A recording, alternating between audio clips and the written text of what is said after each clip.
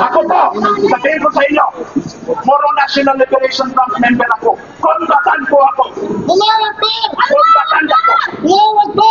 Tapos na yung away natin. Tapos na yung gera. Ang hangad natin ay kapayapaan. Subalit mga kababayan, yan, no? At magbibigay reaksyon lamang ho tayo mga kababayan dito sa naging pahayag sa isa sa miyembro ng MNLF na sumama sa isinagawang rally sa bahagi po ng Malacanang mga kababayan. So hindi ko lubos maisip mga kababayan bakit sumali ang MNLF sa mga rally dito sa lungsod ng Maynila upang kondinahin ang patuloy na korupsyon sa ating bansa.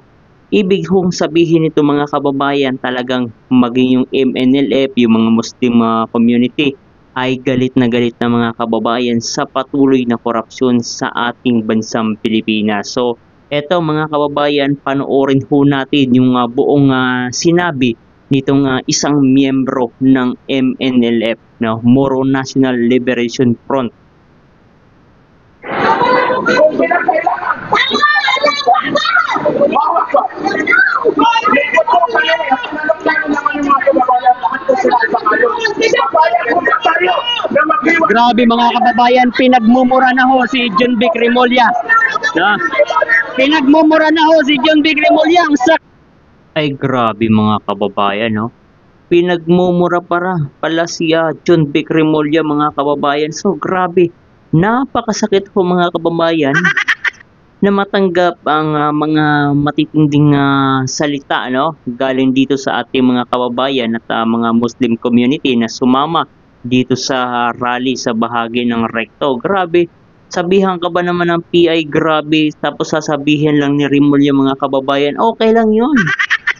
Pero ang totoo mga kababayan, talagang ang sakit ho sa loob ni Remulla na sabihin o marinig yung mga mura na tinanggap mula sa taong bayan.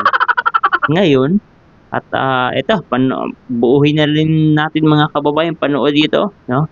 Tingnan natin kung ano pang mga sasabihin dito ng ating mga kababayan Pilipino na sumama sa rally sa may bahagi ng Maynila. Sakit na ng nararamdaman ni John Vic Remulla mga kababayan dahil pinagmumura na ng taong bayan. Ayun si Remulla. Ayun o. Ayun. Grabe ang sakit na ng damdamin ni Remulla mga kababayan dahil pinagmumura na siya ng taong bayan. Tingnan yung itsura ni Remulla mga kababayan. No? Grabe. Parang nasiga mga kababayan. Pero kung titingnan nyo mga kababayan, no? Ay nandyan sa kanyang mga gilid ang mga general na mga may ranggo at handang depensahan itong si Remulla. Bakit si Remulla, no?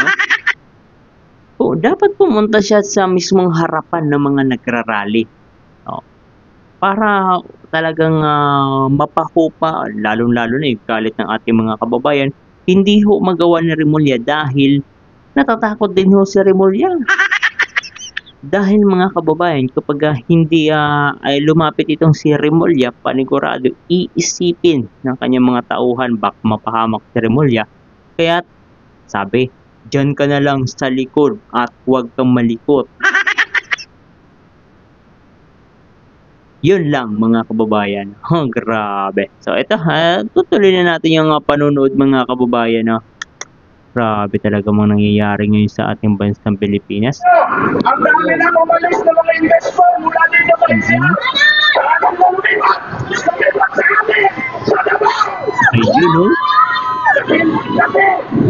Pagkino, ang gobyerno natin mo. Pagkino ang gobyerno natin sa Davao. Pagkino sa Davao! Ito po ang mensahe. Mula sa mga kapatid natin. Kung mapapansin ho natin dito sa mga nag-rally mga kababayan, parang hindi to talaga totally na organized. Kumbaga, sabi, sama kayo, magpupunta tayo ng Mindiola. Ganito sila pumunta. Kaya kung mapapansin nyo, parang sapaw-sapaw yung mga sinasabi o yung mga nagsasalita. Ito lang ang ibig ho sabihin nito mga kababayan. Maraming Pilipino na ang galit sa pinaggagawa ho ng ating gobyerno na pagnanakaw sa kaban ng bayan at napakarami hong nahihirapan. Although na may trabaho naman nga mga kababayan, pero talagang pinapahirapan ng ating gobyerno ang mga kababayan nating Pilipino. Kasama ko, ikaw, tayong lahat ng mga Pilipino. At ito ay nakikita sa panawagan na maging matiwasay ulit ang ating bansa at maging paot tayong ipangalanggapan sa mundo na tayo ay mga Pilipino. Kung tanongin mo ang mga ex-communist, Grabe mga kababayan, napakasakit ho ng mga natatanggap na mga salita ni John Vic Remulla. Hindi na ho makakatulog si Remulla mga kababayan. So ayun nga, sinabi mga kabayan, no? At talagang masasabi ho natin baka hindi talaga nakatulog si Remulla nang matanggap niya yung matitinding mga mura mula sa ating mga kababayan. Siguro ang ginawa na lamang ho ni Remulla ay maupo sa kanyang yung tumutumba-tumbang upuan at nagmumuni-muni kung napakasama ba talagang tao ng aking sarili. Yan ho ang iniisip ni John Vic Remulla. So matapos ang matinding mga banat sa kanya, sabihan ba naman John Vic Pisot? Nako, talagang napakasakit ng mga kababayan. Mapapakanta ka na lang talaga ng napakasakit, Kuya Ede. So ayun mga kababayan, ang mga nangyayari.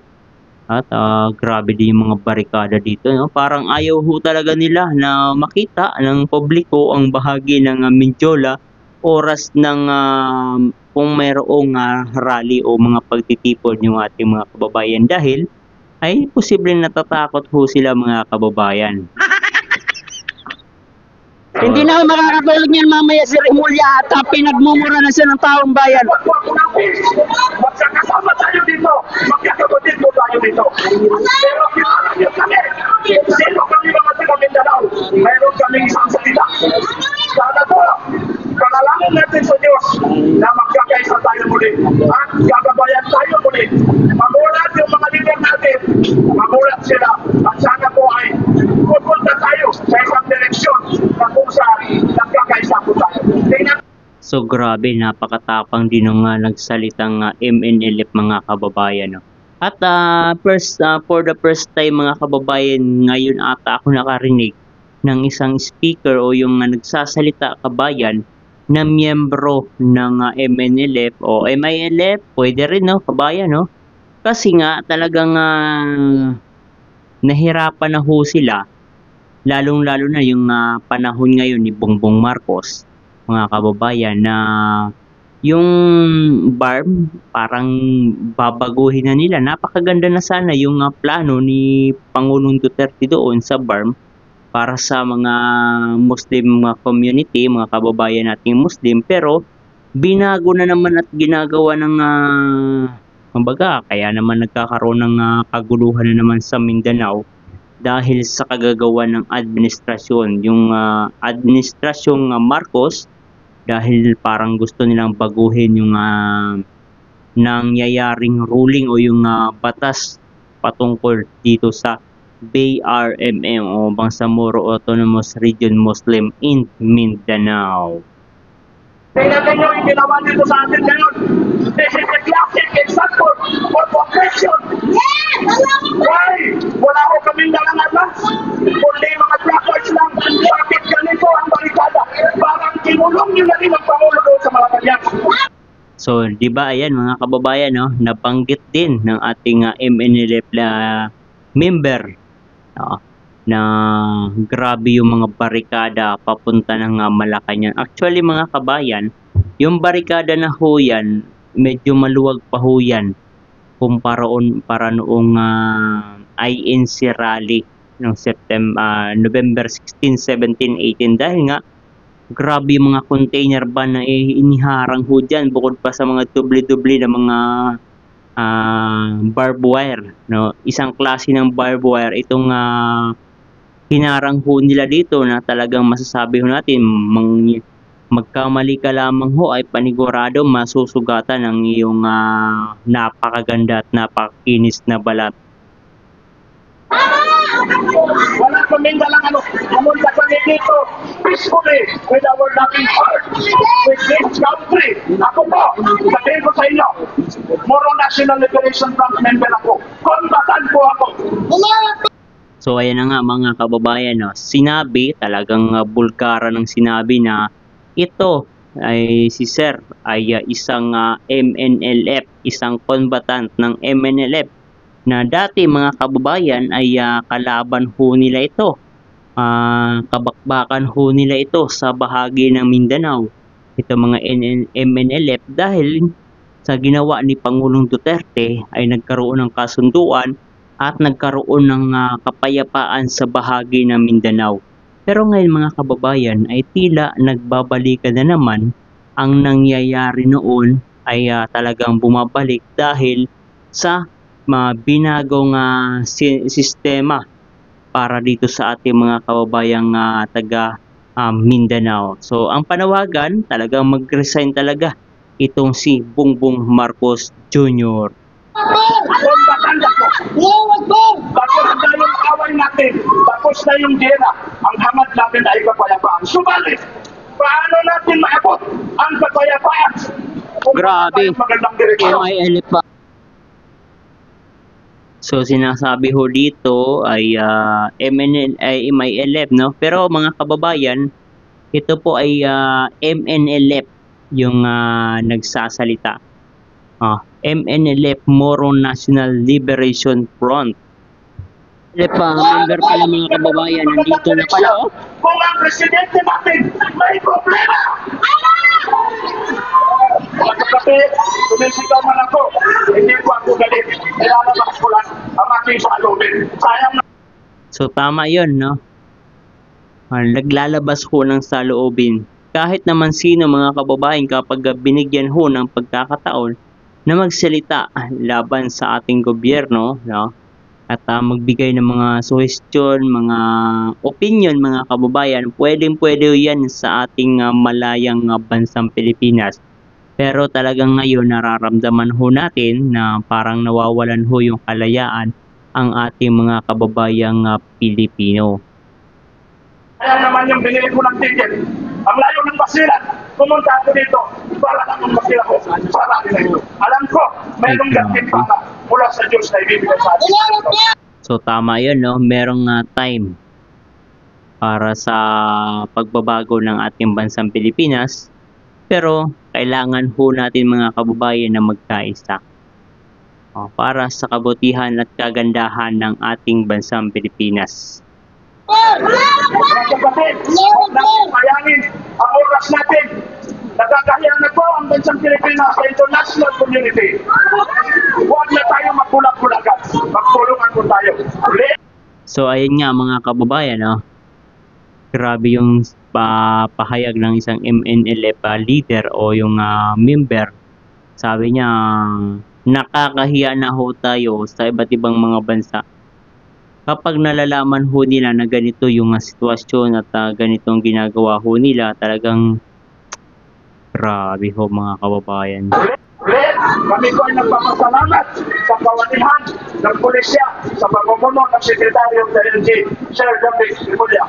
Salamat kami na ganito man ang ginawa ng Nagpasalamat yung ating kasamahan pero nakasimangot si John Vic Remulla. Hindi niya matanggap mga kababayan na pinagmumura siya.